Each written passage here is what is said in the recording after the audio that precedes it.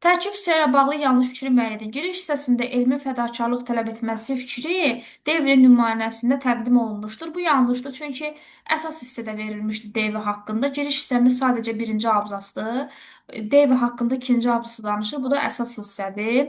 Deməli, cavabımız bu variant olacaq. Nəticədə ümumi bir qənaətimiz var. Baxırıq, bəli yazıb, buradakı bu fədakarlıqlar bizə həqiqəti göstərir. Deməli, elm təkcə bilik yox, həm də cəsarət, məsuliyyət işidir və s.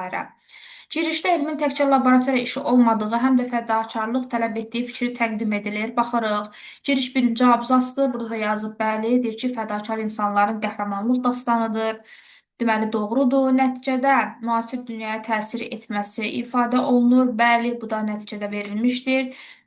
Bəşəriyyətin gələcəyinə işıq saçan ən böyük kəşflərə səbəb olmuşdur. Əsas hissədə konkret nümunələr verilir. Bu da doğrudur, hansı ki, Berry Marshall və Deverin vasitəsilə konkret faktların şahidi oluruq.